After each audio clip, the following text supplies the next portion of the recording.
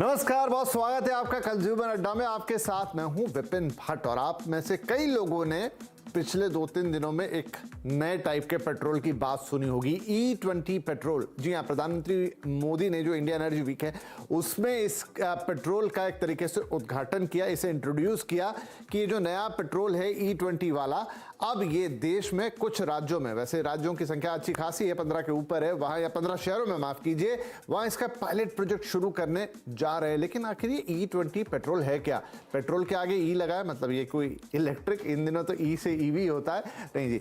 E20 petrol है, यानी कि उसके अंदर इथेनॉल की ब्लेंडिंग है। इथेनॉल यानी इथाइल अल्कोहल, ये आप समझ लीजिए एक तरह का बायोफ्यूल है। गन्ना जो रहता है उससे जब चीनी बनती है तो एक बाय प्रोडक्ट के तौर पे इथाइल अल्कोहल निकलता है, जिसे आप इथेनॉल बोलते हैं। ऑलरेडी इंडिया में इथेनॉल की मिक्सिंग होती है पेट्रोल के अंदर, लेकिन उसका प्रतिशत होता है 10 E20, यानी अब प्रतिशत हो जाएगा 20। यानी आपने अगर 1 लीटर पेट्रोल भरवाया है तो उसमें 200 ml जो होंगे वो इथेनॉल मिक्स होगा।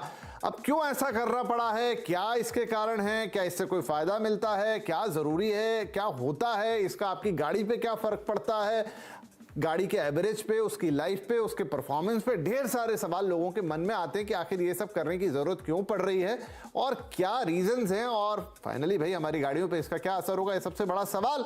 तो चलिए उससे पहले कुछ समझा देता हूं आपको और फिर हम अपने विशेषज्ञों के साथ डिकोड करेंगे। देखिए, ethanol blended petrol E20, E10 दोनों ही पेट्रोल मतलब E20 का तो पायलट शुरू हुआ, लेकिन E10 ऑलरेडी यहां मिल रहा है। देखिए, इससे होता यह है कि इससे कार्बन एमिशन कम होता है, यानी कि जो ऐसे तत्व जो कि कार्बन की मात्रा को एयर में बढ़ाते हैं, सिंपल भाषा में पोल्यूशन को बढ़ाते हैं, वो कम होता है। कार्बन मोनोऑक्साइड आप में से बहुत सारे लोग जानते होंगे कि ऐसी गैस है जो आपके गाड़ी चलाने पर, गाड़ी में से निकलती है पेट्रोल बंद होने पर। E10 पेट्रोल 20% तक उसका एमिशन यानी उसका उत्सर्जन कम करता है, लेकिन अब E20 50% तक रिड्यूस कर देगा। कार्बन मोनोऑक्साइड अगर 50% रिड्यूस हो जाए, आपकी हवा बहुत क्लीन हो जाएगी। दूसरा, हाइड्रोकार्बन, 10 तरह की और चीजें हैं जो यहां से निकलती हैं आपके एमिशन में, तो वो E10 में 20% कम होगी, E20 में भी 20%। और नाइट्रोजन ऑक्साइड, ये भी कुछ तत्व है जो निकलते हैं, उतने नुकसानदायक नहीं होते हैं। E10 में तो ना के बराबर ये निकलते हैं, लेकिन E20 में वो 10% तक रिड्यूस होंगे। तो ये तो टू व्हीलर पे असर हो गया। उसी तरह अगर आपकी कारों में पेट्रोल डलने वाला है तो कार्बन मोनोऑक्साइड अब E20 से 30% तक कम निकलेगी, हाइड्रोकार्बन 20% कम निकलेंगे, इसी तरह नाइट्रोजन ऑक्साइड भी ना के बराबर निकलेंगे। कुल मिला के समझिए कि जब आपकी गाड़ियां चलेंगी तो वो प्रदूषण बहुत कम कर देंगी। अब इस लिहाज से एक एस्टिमेट भी आया है कि ये पेट्रोल, E10 पेट्रोल की मांग जो है वो धीरे धीरे 2025 तक आप देखिए कि वो रिड्यूस हो रही है। लो कार्बन एमिशन के चलते ये मांग घटती चली जाएगी और E20 पेट्रोल भी इस तरीके से आप देखिए कि 2025 तक, क्योंकि जिस तरह से हमारा लक्ष्य है, आज जितना यूज होता है, थोड़ा कंजर्वेटिव एस्टिमेट पकड़ लें या फिर हम लो कार्बन एमिशन की बात कर लें, तो मांग धीरे धीरे घट के नीचे आएगी। इसमें इलेक्ट्रिक व्हीकल और दूसरी चीजों का भी हाथ होगा, लेकिन एक स्टैटिस्टिक्स से जो हमने आपको बता दिया। लेकिन मुख्य सवाल यही है कि आज की तारीख में ये E20 पेट्रोल अगर मिलना शुरू हो गया तो इसका आपकी और हमारी लाइफ पर क्या इंपैक्ट आएगा। चलिए कार्यक्रम की शुरुआत करते हैं। हमारे साथ जुड़ रहे ईस्टर्न इंडिया बायोफ्यूल्स के प्रमोटर अविनाश वर्मा, यदु कॉर्पोरेशंस के चेयरमैन कुणाल यादव और ऑटो एक्सपर्ट टूटू धवन। आप सभी का बहुत बहुत स्वागत है। तो अविनाश, हम आपसे शुरुआत करते हैं। आखिर ये इथेनॉल ब्लेंडिंग क्यों की जाती है पेट्रोल के अंदर, और E10 के बाद अब E20 ने 20% एथेनॉल आप उसमें मिलाएंगे, क्यों जरूरत पड़ी इसकी, क्या होगा इससे? देखिए, ट्रेडिशनली हम लोग हमेशा एक ऑक्सीजनेट डाला करते थे इन पेट्रोल, ताकि पेट्रोल की बर्निंग बेटर होती थी। और वो एक बहुत पुराना MTBE होता था, जिसको बाद में मालूम चला कि ये कैंसर क्रिएटिंग है, तो उसे बंद कर दिया गया और एक ऑक्सीजनेट की रिक्वायरमेंट हुई। इथेनॉल एक ऐसा पदार्थ है जिसमें ऑक्सीजन की मात्रा करीब करीब 35 से 40% होती है। तो ऑटोमेटिकली जब आप इथेनॉल मिलाते हैं पेट्रोल में, तो वो पेट्रोल को बढ़िया बर्न करने, ज्यादा एफिशिएंटली बर्न करने में मदद करती है with in the car engine. और जब पेट्रोल बेटर बर्न करती है with in the car engine, तो प्रदूषण या जो टेल एमिशन जिसको बोलते हैं वो कम होता है। तो ये एक बहुत बड़ा फायदा है इथेनॉल का।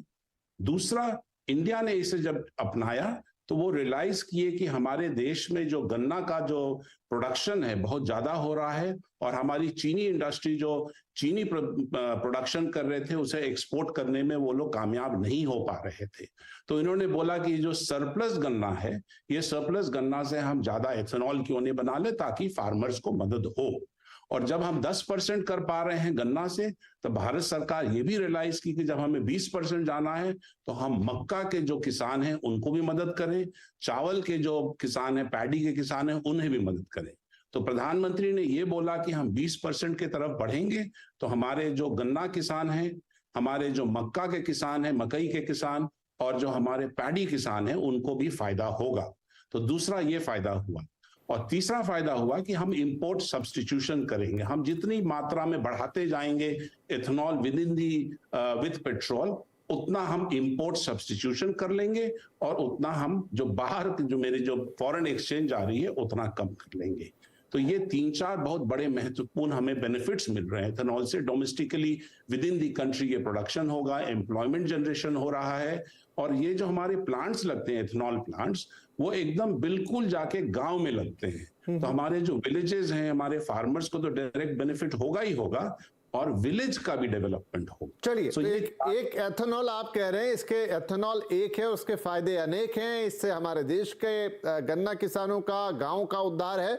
दूसरा ये है कि आपका बहुत बड़ा इंपोर्ट बिल कम हो रहा है, और तीसरा ये है कि आपके मतलब जो शायद मेरे हिसाब से एक बहुत इंपॉर्टेंट पॉइंट है कि प्रदूषण घट रहा है, जो हमने शुरू में भी बताया। तो ये 2 से 3 बहुत बड़े फायदे। लेकिन अब एक बहुत बड़ा सवाल लोगों के मन में ये आता है, आखिर मतलब देश में एक बड़ा वर्ग है जो गाड़ियां रखता है और गाड़ियां चलाता है। टूटू धवन साहब, क्या एथेनॉल जैसी चीज को गाड़ी में मिलाना, वो भी 20% तक मिलाना, 20% एक बहुत बड़ी मात्रा होती है, क्या उससे मेरी गाड़ी पर कोई असर पड़ता है? देखिए सर, आजकल की जो नई टेक्नोलॉजी आई है उसके ऊपर ऑन बोर्ड एक ECM लगा हुआ है, इलेक्ट्रॉनिक कंट्रोल मॉड्यूल, जिसके साथ सारी जो इंजन की सेटिंग्स हैं वो ऑटोमेटिकली कर लेता है।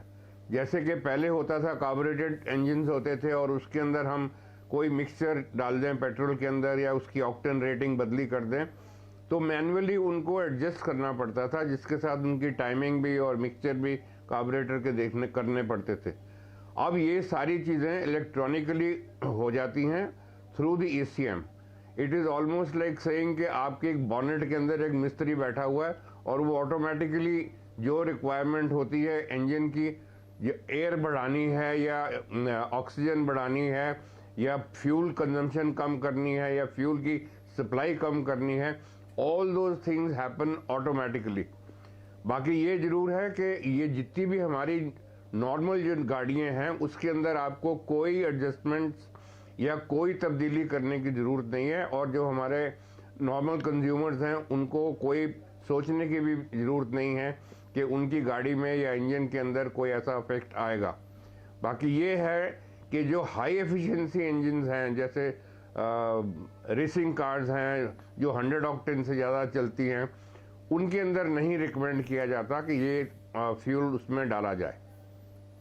पर यहाँ पर टूटू साहब, मैं कुछ रिपोर्ट्स पढ़ रहा था जो ये कह रही हैं कि इससे आपके गाड़ी का एवरेज घटता है। मतलब भले वो बहुत ज़्यादा नहीं, वो 5 से 6% के बीच में कहा है, और 2 व्हीलर्स के लिए अलग है और 4 व्हीलर्स के लिए अलग है। क्या इससे एवरेज पे इम्पैक्ट आता है गाड़ी के? जी हाँ, थोड़ा सा एवरेज में फ़र्क जरूर पड़ता है, और बाकी और कोई एफिशिएंसी के अंदर फ़र्क नहीं आएगा। एज आई सेड कि जो ECM है वो अपने आप एडजस्टमेंट्स कर देता है। बाकी yes, there is no doubt there is a marginal drop in fuel average.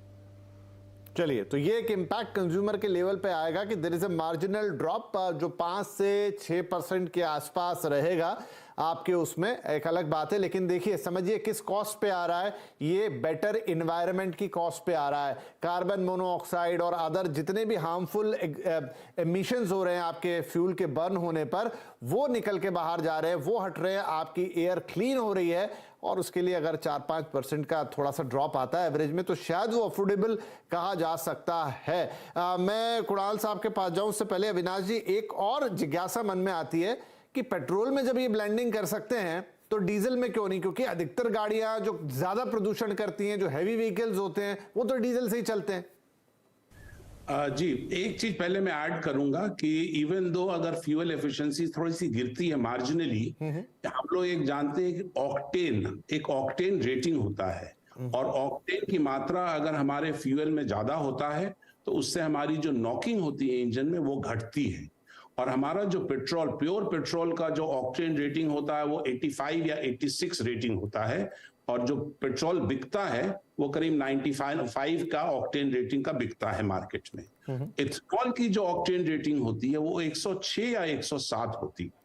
तो ये जो आज हमारे जो पेट्रोल कंपनीज मैन्युफैक्चर करते हैं और एडिटिव्स, और वो ऐड करके ये 86 को बढ़ा के 91 या 95 का ऑक्टेन करते हैं, वो जो हमारा इथेनॉल है वो ऐड जैसे करेंगे ऑक्सीजन की मात्रा भी बढ़ती है, और बाकी जो बेनिफिट्स मैंने आपको बताया वो तो है ही। ऑक्टेन की रेटिंग भी ऑटोमेटिकली बढ़ जाती है 91 या 95 डिपेंडिंग ऑन दी परसेंटेज। तो ये जो एक एक्स्ट्रा कॉस्ट जो एडिटिव्स का था वो भी बचेगा ओएमसीज को, और ये एक जो केमिकल ऐड करते थे दोज वर केमिकल्स, तो ये एक नेचुरल प्रोडक्ट हम ऐड करके वो ऑक्टेन रेटिंग बढ़ाते हैं। तो इसी से आपका आंसर भी बनता है, जो हमारा जो पेट्रोल है उसमें octane rating is most important, whereas in diesel उसमें एक सीटेन रेटिंग होता है। तो जो हमारी जो एथेनॉल जब हम ऐड करते हैं तो ऑक्टेन रेटिंग इंप्रूव होता है पेट्रोल में, बट जो सीटेन रेटिंग होता है इन डीजल वो हम इथेनॉल ऐड करने से फायदा नहीं होता है। That is number 1। नंबर 2 है कि इथेनॉल और पेट्रोल आप सिंपली दोनों को एक ग्लास में डालें, मिक्स करेंगे तो बहुत ऑटोमेटिकली मिक्स हो जाता है, पर डीजल के साथ वो मिक्स नहीं होता है। इवन दो सम कंट्रीज और even Karnataka state road transport corporation कुछ साल इथेनॉल को डीजल में मिक्स करके चलाए भी थे, कुछ बसेस यूरोप में भी चलाए थे, but it was not as successful as it is with petrol. चलिए, बड़ा ही क्लीन कट आपका आंसर, तो पूरी बात एकदम समझ में आ गई। दर्शकों को भी क्लियर हुआ होगा कि क्यों ब्लेंडिंग नहीं है, और बाकी जो पूरा मैकेनिज्म है ऑक्टेन का और किस तरीके से एवरेज पे इंपैक्ट आएगा उसमें भी और आपने थोड़ा सा ऐड कर दिया। कुणाल साहब, अब ये बताइए, सवाल ये उठता है कि हमने E20 पेट्रोल तो लॉन्च कर दिया, और जैसा मैंने कहा कि 20% की जो मात्रा है वो अच्छी खासी है, लेकिन क्या हम अपने देश में इतना एथेनॉल, मतलब ये गन्ने के प्रोडक्शन से चूंकि जुड़ा हुआ है, इतना प्रोड्यूस कर पा रहे हैं, और फिर उसको कन्वर्जन करने के लिए प्रॉपर एक इथेनॉल, मतलब उस लेवल पे ले जाने के लिए जहां आप उसको पेट्रोल के साथ मिक्स कर पाए, क्योंकि वहां तो प्योरिटी के लेवल बहुत ऊंचे चाहिए, उससे एक इंजन चलने वाला है किसी गाड़ी का, क्या वो सारी फैसिलिटी उस लेवल तक हमारे पास है कि हम पूरे देश की डिमांड जो है पूरी कर पाएंगे? देखिए, जो शुगर मिल्स हैं या गन्ना मिलें हैं वो अपने आप में सक्षम हैं कि वो पूरे इंडिया का कंजम्पशन पूरा कर सकें। गवर्नमेंट की ऑलरेडी पॉलिसीज़ हैं जो pro farmers and pro sugar mills हैं, जिससे चीनी मिले की हेल्थ और बेटर हो पाए। लेकिन coming back to your question, जो आपने बोला कि क्या हम अपनी कंजम्पशन जो इंडिया की है क्या उसको हम पूरा कर सकते हैं, मुझे लगता है हाल फिलहाल तो नहीं, एकदम तो नहीं, लेकिन पहले हमने E10 भी सोचा था कि बहुत समय लगेगा E10 अचीव करने में 10% ब्लेंडिंग, लेकिन हमने जो टारगेट था उससे पहले अचीव कर लिया, वो आपको ऑलरेडी पता ही है। अब जो E20 का टारगेट है, मुझे लगता है कि जो प्राइम मिनिस्टर सर ने आह्वान दिया है कि भाई E20 हमें करना है, 20% ब्लेंडिंग एथेनॉल की पेट्रोल में करनी है, वो अचीवेबल है और एंड रियल फिगर है, ऐसा कुछ नहीं है कि इट्स नॉट अचीवेबल। तो I think that moving forward हम लोग as a industry, sugar industry can achieve this easily. And बाकी और फूड ग्रेन्स हैं, जैसा अभी आपने बताया कि मक्का से भी करेंगे, और जितने भी स्टार्ची फूड्स हैं उन सब से भी कर सकते हैं। तो मुझे नहीं लगता कि अचीवेबल नहीं है, ईजिली अचीवेबल है। एंड आजकल आपको पता होगा कि फ्लेक्स इंजन्स का गवर्नमेंट, बार बार गडकरी साहब भी फ्लेक्स इंजन्स के बारे में बोल रहे हैं, तो ये E20 पे नहीं रुकेगा। धीरे धीरे हम अपनी एथेनॉल प्रोडक्शन बढ़ाते जाएंगे, एंड धीरे धीरे हम इंजन्स ऐसे इंट्रोड्यूस करते जाएंगे जिनमें 20% से भी अबव ब्लेंडिंग। जी, मेरा यही सवाल था मन में, स्वाभाविक सवाल आ रहा था अविनाश जी कि क्या ये 20% एक मैक्सिमम कैप है या ये ब्लेंडिंग के लेवल और भी बढ़ाए जा सकते हैं आगे?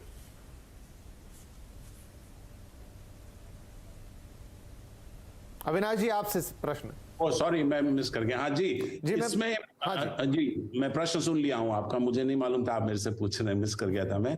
अगर मैं एग्जांपल लूं, दो लार्जेस्ट कंट्रीज जो इसमें बहुत सक्सेसफुल हैं और इंडिया नंबर 3 होने वाला है जल्द ही इन इथेनॉल ब्लेंडिंग, तो ब्राजील जैसे कंट्री का मैं आपको एग्जांपल देता हूं। ब्राजील जो मिनिमम परसेंटेज आज मिलाता है इथेनॉल विद पेट्रोल, तो इथेनॉल ब्लेंडेड पेट्रोल वहां पे 27% इथेनॉल मिक्स्ड विद पेट्रोल बिकता है अक्रॉस ब्राजील। उतना वो मिनिमम बेस पेट्रोल होता है वहां पे। उसके ऊपर वहां पे फ्लेक्स फ्यूल कार्स होते हैं जो कि 0 to 100% किसी भी ब्लेंड परसेंटेज में वो चल सकते हैं, मतलब प्योर इथेनॉल पे भी वो दौड़ते हैं वो गाड़ियां। तो वो अब डिपेंडिंग कंज्यूमर कभी 80% डालता है, कभी 100 डालता है, कभी 50% डालता है। तो आज ब्राजील का मैं एवरेज लूं इथेनॉल और पेट्रोल कंजम्पशन का, 47% Brazil on an average ethanol consume करता है और 53% पेट्रोल कंज्यूम करता है अक्रॉस द कंट्री। वहीं पर जो साओ पॉलो स्टेट है, which is the largest sugar cane producing state of Brazil, वहां पर 67% इथेनॉल है और सिर्फ 33% पेट्रोल है। कोई इसकी अपर लिमिट नहीं है? सॉरी, आपकी आवाज। जी, मैं अविनाश जी यही समझना चाह रहा था कि इसकी कोई अपर लिमिट नहीं है, मतलब प्योर एथेनॉल से भी गाड़ी उसी एफिशिएंसी के साथ चल सकती है। जी, आज वो हमें चैलेंज ये है कि हम जब E20 गाड़ियां लॉन्च कर रहे हैं, और आपको मालूम होगा प्रधानमंत्री ने 2021 में ये अनाउंस किया था कि 1 अप्रैल 2023 से जितनी गाड़ियां लाएंगी, चाहे वो 2 व्हीलर हो या 4 व्हीलर्स हो, सारी की सारी E20 कंप्लायंट गाड़ियां आएंगी। तो E20 आपको 22-23% इथेनॉल बहुत आसान से ले सकती है without any compromise in the fuel efficiency. But अगर हम 30%, 40%, 50% इथेनॉल डालने लगेंगे तो दो चैलेंजेस आएंगे। एक, मटेरियल कंपैटिबिलिटी, दैट मींस जो प्लास्टिक्स हुए, क्या वो धीरे धीरे करोड़ हो जाएंगे 5 साल, 10 साल, 12 साल के लाइफ के बदले उनकी लाइफ 7 साल, 8 साल हो जाएगी। और दूसरा है कि फ्यूल एफिशिएंसी गिरती है, जैसा आपने बताया। तो ये दोनों को इंप्रूव करने के लिए हम लोगों को जल्द से जल्द फ्लेक्स फ्यूल कार्स इंडिया में भी लॉन्च करना होगा। आपको एक और मैं डेटा देता हूं, ब्राजील में आज जितनी गाड़ियां बिकती हैं, 91 to 95% of the 4 wheelers and 2 wheelers are flex fuel cars. तो इसका ये मतलब होता है कि वो पेट्रोल पंप पे जाके 100% भी प्योर इथेनॉल भी ले सकते हैं। आज ब्राजील के आप पेट्रोल पंप पे जाएंगे तो आपको E27 पेट्रोल मिलेगा और प्योर इथेनॉल मिलेगा। तो वहां जाके कंज्यूमर को ये चॉइस रहता है कि वो कितना परसेंटेज E27 डाले और कितना परसेंटेज इथेनॉल डाले। तो अपर लिमिट जैसे मैंने आपको बताया, साओ पॉलो स्टेट में 67% पेट्रोल, 67% इथेनॉल एंड 33% पेट्रोल है। इसका ये मतलब है कि आज हम जब 10% पे हैं, हम लोग सर्टेनली 67% पे जा सकते हैं। बिल्कुल बिल्कुल। चलिए, बड़ी मतलब गहरी इंसाइट है ये चीज़ों की। आपका जो पूरा सिस्टम है फ्यूल का, उसमें कैसे पूरा परिवर्तन आ सकता है। एक छोटा ब्रेक लूंगा, फिर हम आके टूटू जी से पूछेंगे कि जो फ्लेक्स फ्यूल कार्स या व्हीकल्स की बात हो रही है, उसमें हिंदुस्तान अभी कहाँ खड़ा है और क्या एक दिन हमारे यहाँ भी ब्राजील जैसा सिनेरियो बनेगा आगे चलते हुए। ये कुछ प्रश्न आएंगे मन में, और खासतौर पर जो दुविधा लोगों को लगती है, अरे एथेनॉल मिला रहे हैं तो क्या पेट्रोल की प्योरिटी घट गई, वो तो काफ़ी हद तक शायद क्लियर हो गया। एक छोटा ब्रेक ले रहे हैं, ब्रेक के बाद बातचीत जारी रखें।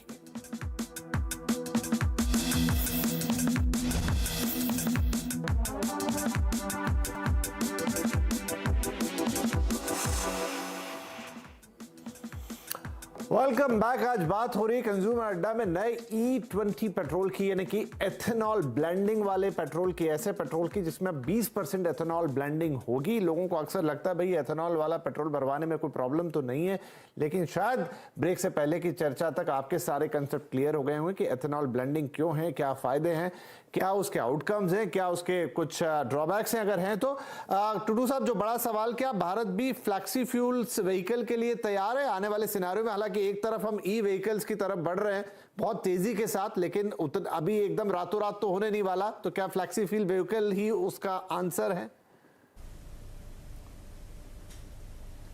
जी हाँ, एक्चुअली देखा जाए तो आप हमारी जो रिसर्च एंड डेवलपमेंट है वो कॉन्स्टेंटली होती रहती है, और पिछले ऑलमोस्ट एक सेंचुरी से जहाँ से हमने शुरू किया था एक 1000 सीसी इंजन के साथ जो सिर्फ 500-600 किलो की गाड़ी को खींच सकता था, अब वही 1000 सीसी का इंजन 1500 किलो की गाड़ी को भी बड़े आराम से खींचता है। तो ऐसी रिसर्च एंड डेवलपमेंट तो चलती रहती है। और आप कहें जो फ्लेक्स फ्यूल की बात है, इसके अंदर कोई बहुत ज़्यादा तब्दीली नहीं की जाती। In the manufacturing stage itself there were some minor adjustments and combustion chamber को थोड़ा सा वो चेंज करते हैं, जिसके साथ ये फ्यूल भी उसके अंदर एक्सेप्ट हो जाता है। और बाकी जो जैसे मैंने बताया ECM जिसके अंदर माइक्रो प्रोसेसर्स लगे हुए हैं, they automatically change the settings as per requirement. और जैसे हमारा E20 है, फ्यूल आ रहा है और कंट्रीज के अंदर, ब्राज़ील के अंदर जो साहब ने भी बताया है कि E27 it goes up to E85 तक आप फ्यूल बनता है और सक्सेसफुली गाड़ियों में चलता है। और साथ साथ में ये जो फ्लेक्स फ्यूल इंजन्स हैं, they are capable of using और consuming any type of fuel other than diesel आप नहीं उसमें डाल सकते। बाकी पेट्रोल, एथेनॉल 83 85 ऑक्टेन, 86 ऑक्टेन या 93 ऑक्टेन जो भी आप इस्तेमाल करें वो भी हो सकता है। एंड साथ साथ में ये जो E27 एंड प्लस मोर आप वो भी इस्तेमाल कर सकते हैं। तो आई थिंक यहाँ इस पूरी चर्चा के बाद अब सबके कंसेप्ट क्लियर हो गए होंगे, मेरे भी हो गए, क्योंकि दिमाग में एक बहुत बड़ा सवाल यही था कि इससे गाड़ी का क्या होगा, उसकी एफिशिएंसी का क्या होगा, उसकी फ्यूल एफिशिएंसी का क्या होगा, क्या उसमें कोई टेक्निकल स्नैक तो नहीं आ जाएगा। तमाम सवाल लोगों के मन में थे, लेकिन ऐसा कुछ नहीं। और देखिए दुनिया भर में क्या क्या हो रहा है, 60-70 प्लस के एथेनॉल ब्लेंडिंग के साथ चीज़ें चल रही हैं। और टुटू जी बता रहे थे 85% तक हो सकता है, और ये फ्लेक्सी फ्यूल वाली गाड़ियां भी हमारे देश में भी आगे चलते हुए, ब्राज़ील जैसा जो एग्जाम्पल आया वो भी चल सकती है। तो कुल मिला के कंज्यूमर के लिए यही कि निश्चिंत रहिए, उससे आपकी गाड़ी पे कोई फर्क नहीं।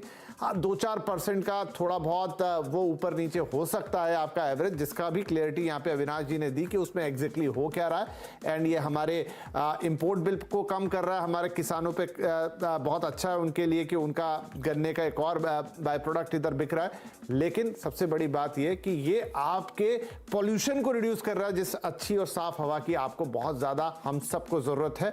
तो ये आपकी गाड़ियों के लिए बिल्कुल नुकसानदायक नहीं है। कोई भी अगर आपके मन में चिंता है तो उसे आज के बाद निकाल दीजिए। आई थिंक E20 या इथेनॉल ब्लेंडिंग वाले फ्यूल पे पूरी चर्चा, पूरे पॉइंट जो है क्लियर हो चुके हैं। शुक्रिया आप तीनों का ही इस डिटेल चर्चा में भाग लेने के लिए और ये सारी क्लैरिटी देने के लिए। नमस्कार।